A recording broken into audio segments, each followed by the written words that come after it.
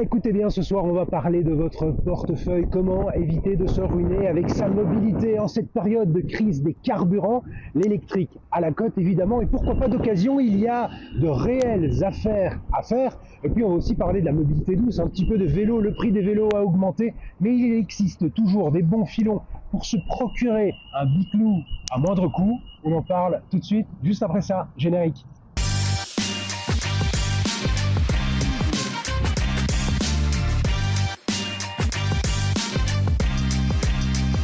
Bonsoir à toutes, bonsoir à tous, bienvenue dans le tram. On va parler un petit peu du marché de l'occasion avec vous, notamment Philippe Reyland. Vous êtes le porte-parole de Traxio, bienvenue dans le tram. Juste avant de parler du marché de l'occasion, une petite question. Les Belges se tournent-ils déjà vers le marché électrique, particulièrement depuis qu'il y a le début de la guerre? Est-ce qu'on peut déjà avoir quelques chiffres par rapport à ça? La crise des carburants, la guerre en Iran, y a-t-il déjà un impact sur le marché automobile en Belgique? C'est une question que je reçois beaucoup, mais on voit dans les chiffres que le marché de l'occasion en électrique, ça augmente, mais c'est une augmentation graduelle au fil des années et des mois. Et donc, je ne vois pas encore dans les chiffres un bouleversement. Oui, il y a la croissance dans le marché, mais pas immédiatement suite à la guerre. L'électrique d'occasion, c'est quelque chose qui attire, ça? Ça attire de plus en plus. Mais il faut quand même relativiser les choses. Et la part de marché des voitures électriques d'occasion, c'est à peu près 5%. 5%, oui, c'est 10 000 voitures pour toute la Belgique pendant les 3 premiers mois de cette année-ci. C'est bien plus que l'année passée, mais enfin, c'est un rythme de croissance assez bas. Quand on parle de la voiture électrique, de manière générale, occasion et neuf, quels sont les freins qui restent? C'est toujours les mêmes? C'est les mêmes. Hein. Le marché de l'occasion, c'est surtout un marché de particuliers, pour 90%, sauf pour les voitures d'occasion électriques. Là, c'est moitié-moitié avec entreprises particulières. Et le particulier se sent quand même toujours freiné un peu par cette angoisse de ne pas pouvoir rouler à 7 km avec une batterie pleine, l'état de la Partir batterie. en vacances, on ne sait pas. Voilà, c'est des choses pareilles. Aussi l'infrastructure de recharge à domicile ou public. Ce sont des éléments clés qui font hésiter le consommateur, mais on voit quand même que ce sentiment change et que graduellement, on entre quand même dans une ambiance plus positive. Et peut-être la guerre et les prix de carburant en augmentation vont quand même faire réfléchir de plus en plus de gens à éventuellement changer vers l'électricité. Ce sont des craintes qui sont fondées encore de se dire ok, je vais pas savoir descendre jusque dans le sud de la France avec sa voiture. Moi j'ai l'impression que quand on va sur des aires d'autoroute, il y a de plus en plus de bornes de recharge, ça marche de mieux en mieux. C'est une crainte qui est fondée ou plus vraiment? Et souvent on fait la réflexion de 2 semaines par an qu'on part en vacances, on va faire son choix d'avoir une plus grande voiture. Mais pour la voiture électrique actuelle, il n'y a pas de souci. Elle parcourt 3, 4, 500 km sans problème. Les recharges sont assez rapides, donc il n'y a pas trop de soucis. Et bonne nouvelle, la partie la plus onéreuse de la voiture, c'est la batterie. Mais les batteries sont bien et dégradent très peu, même quelques pourcents après 3, 4 années. Donc il n'y a vraiment pas de souci à se faire. Parlons un peu du portefeuille. Quand on parle d'électrique, on sait que c'est cher, mais l'occasion, apparemment, il y a des affaires à faire. Expliquez-nous un petit peu, Philippe. La voiture électrique neuve reste chère, bien qu'il y a des modèles qui sont bien plus abordables sur le marché actuellement. Mais il y a de bonnes affaires à faire, puisqu'en fait, l'offre est plus grande que la demande. Loi économique toute simple. Il y a beaucoup de voitures de société qui sortent après 3, 4, 5 ans. Et dans le temps, on avait beaucoup de diesel qu'on savait exporter partout en Europe. Pour la voiture électrique, ce n'est pas le cas.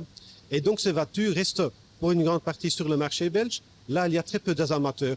Donc, logiquement, des voitures qui à l'origine étaient très chères, 60, 70, 80 000 euros, on peut les faire de très bonnes affaires et les acheter après 3, 4, 5 ans à entre 30 et 40% du prix initial. Ah oui, grosse affaire. 30 et 40% du prix initial, donc ça veut dire une voiture qui coûte 80 000. Je ne suis pas très fort en maths, mais 25, 30 000, on peut avoir une voiture électrique de bonne qualité. Entre 25 et 35 000 euros, vous avez acheté de très grandes et de très belles voitures. Comment être sûr de l'état de la batterie? Parce que c'est ça, si j'achète une voiture électrique mais que la batterie fonctionne plus très bien. C'est important de le faire, mais il y a des moyens de mesurer dans le garage. Il y a aussi des applications spécifiques pour mesurer l'état.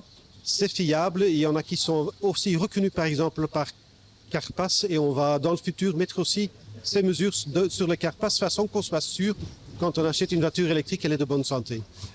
Puisqu'on est avec vous, Philippe, j'aimerais bien aborder une question aussi, celle du Speed Pedelec. C'est ces vélos très rapides avec des plaques qui vont jusqu'à 45 km/h. On sait que ça se développe beaucoup. C'est ce que vous voyez aussi dans les chiffres? Oui.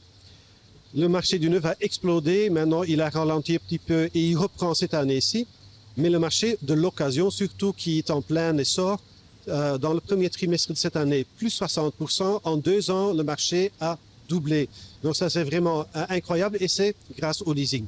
Le Speed Pedelec, la Belgique, c'est le pays du Speed Pedelec, vous me disiez. Il y en a nulle part autant que chez nous. Non. Au niveau mondial, on est quasi la moitié du marché. C'est quel profil de personnes qui en achètent? Moi, j'ai l'impression de ne pas en voir tant que ça à Bruxelles. Le profil a fort changé. Il y a quelques années, c'était surtout des particuliers qui en achetaient pour faire... C'était des navetteurs, en fait. Et maintenant, on voit de plus en plus de personnes qui font appel à un système de leasing grâce, par exemple, au plan cafétéria qui est accessible depuis quelques temps aussi pour les fonctionnaires, bientôt aussi pour ceux qui travaillent à la défense. Donc, en fait, le groupe cible s'agrandit de plus en plus et c'est surtout des gens qui habitent un peu plus loin et pour lesquels le vélo limité à 25 à l'heure est juste un peu trop léger, mais qui peuvent parcourir de plus grandes distances. À Bruxelles, en Flandre ou en Wallonie, il y a des chiffres? C'est surtout en Flandre, car l'infrastructure là est très bonne avec les vélostrades. Pour les chiffres, c'est un peu difficile à dire parce qu'en fait, comme 70% de ce marché est leasing et toutes les sociétés leasing sont situées en Flandre, les autres régions, on n'a pas vraiment de chiffres qui sont très fiables, mais quand même, c'est un phénomène très fort en Flandre. Pour vous donner une idée, 3 premiers de l'année, 3800 Speed Pedelec 9 immatriculés, 28 à Bruxelles. Enfin, c'est un peu faussé, mais on va quand même, c'est surtout un phénomène flamand. Avec ces vélos Speed Pedelec, avec les vélos électriques qui sont de plus en plus efficaces, avec les pistes cyclables qui sont de plus en plus importantes à Bruxelles, est-ce qu'il y a un petit shift et qu'il y a moins de scooters qui est plus très bien vu à Bruxelles dans la ville parce qu'il fait beaucoup de bruit? Est-ce qu'il y a un petit shift? Il y a de plus en plus de vélos et moins de scooters. On peut constater ça ou pas? Le scooter, en fait, en Belgique, il résiste bien. Les chiffres sont stables, à peu près 30 000 unités par an. Mais on voit quand même de plus en plus d'électrification dans les scooters et déjà plus de la moitié des scooters sont électrifiés pour l'instant. Merci Philippe pour cet éclairage et puis ces bons conseils. Restons sur les 2 roues, le bon filon de l'occasion. Et on parle de vélo sans batterie, la plupart en tout cas. Avec vous, Vincent Marot, vous êtes co-directeur chez Cyclo, une ASBL qu'on connaît bien, mais rappelez-nous un petit peu, l'idée de Cyclo, c'est d'éviter le gaspillage de vélos. On répare, on recycle. Parlez-nous un petit peu du volet réparation, ça fonctionne comment? C'est exactement ça. Alors nous gérons pour le compte de la région bruxelloise différents ateliers, des ateliers qui sont dans les gares, stations métro. Ce sont des ateliers où le cycliste peut venir faire une réparation en 24 heures quand il s'agit d'une petite réparation comme une crevaison ou autre, ou en 48 heures quand il s'agit de réparations un peu plus importantes. Ça permet vraiment aux cyclistes au quotidien d'avoir son vélo dans les plus brefs délais, de pouvoir utiliser encore son vélo tous les jours. Les ateliers cyclo, il y en a combien à Bruxelles? Alors il y a 6 points vélo, ouais. Et nous avons encore 2 autres projets. Le projet pour les vélos retrouvés dans l'espace public et alors un atelier de production pour les vélos reconditionnés. Quelle différence avec un passage chez mon vélociste attitré chez qui j'ai acheté ma bicyclette? Alors, vous allez avoir une réparation en principe dans un délai plus court, ouais. Et surtout aussi faite par des personnes qui sont en formation. L'idée derrière Cyclo, c'est proposer un service de mobilité, mais aussi de la mise en emploi pour des personnes qui sont au chômage ou au CPAS. Donc nous les formons et après ils travaillent dans les points vélo. Et donc en allant dans nos points vélo, vous contribuez aussi à mettre en place tout ce système de formation. Les points vélo, c'est dans des gares, dans des stations de métro aussi? Tout à fait. Dans les gares, stations de métro. On a aussi un atelier dans le quartier Boxtal où nous venons de passer. Et voilà. Mais principalement dans les endroits d'intermodalité. J'ai un vélo électrique, je peux passer chez vous aussi? Vous pouvez passer chez nous, oui, tout à fait. Depuis cette année-ci, tous les ateliers proposent des différents services par rapport au vélo électrique. On va vous conseiller sur l'utilisation, la bonne utilisation de votre vélo électrique, mais aussi faire des réparations, le cas échéant, principalement sur certains modèles, Bosch, Shimano, on peut faire vraiment toutes les réparations. Et alors pour avoir testé, je me permets de dire aussi que vous essayez de retrouver les pièces de certains vélos qui sont parfois un peu compliqués et tout, c'est un petit charme que vous avez, j'ai l'impression. C'est notre challenge, on adore ça. Oui, quand on ne trouve plus la pièce, eh bien on essaie de la récupérer sur des vélos qu'on a récupérés nous-mêmes dans l'espace public ou ailleurs, et voilà. On aime toujours tout sauver. Ça, c'est le volet réparation. Après, il y a le volet recyclage, en quelque sorte, seconde vie, l'occasion. Ça fonctionne comment, ça? Alors, au travers de nos différents projets, nous recevons des vélos, des dons, ou nous participons à la récolte des vélos abandonnés dans l'espace public. Ces vélos, on essaie bien évidemment de retrouver le propriétaire, mais après, quand les propriétaires ne sont pas retrouvés, nous avons pour mission aussi de reconditionner ces vélos. Et nous avons donc un atelier spécifique pour la production de ces vélos. Et ces vélos retrouvent une seconde vie grâce aux mécaniciens qui sont, comme je le disais, en formation. On les achète où? Alors, on les achète dans notre atelier qui est situé dans les Marolles, rue du Miroir. Donc au quotidien, on peut s'y rendre par exemple, on peut faire un petit achat là-bas? Non, nous organisons des ventes, nous organisons 10 ventes par an, tous les premiers vendredis de chaque mois. Donc vous pouvez aller, les vélos sont présentés une semaine avant sur notre site et alors ils sont mis en vente lors des premiers vendredis du mois. Il y a un peu de sécurité aussi parce qu'on sait qu'il y a pas mal de vélos volés à Bruxelles, malheureusement, qui sont sur le marché d'occasion. Là, on a une certitude en quelque sorte? Oui, nous contrôlons toujours que les vélos n'ont pas été volés au travers du projet dont je parlais. Et oui, donc là, il y a une garantie que les vélos ne sont pas volés. Il y a les brocantes aussi, à côté de ça. Nous gérons effectivement aussi les brocantes. Nous organisons depuis quelques années, chaque année, une vingtaine de brocantes.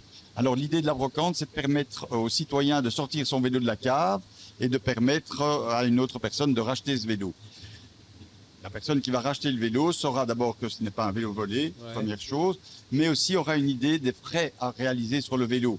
Il y a des mécaniciens qui encadrent les brocantes et qui disent à la personne, voilà, sur ce vélo-là, vous aurez autant de frais à réaliser et vous pourrez, dans ce cas, les réaliser dans un atelier quelconque.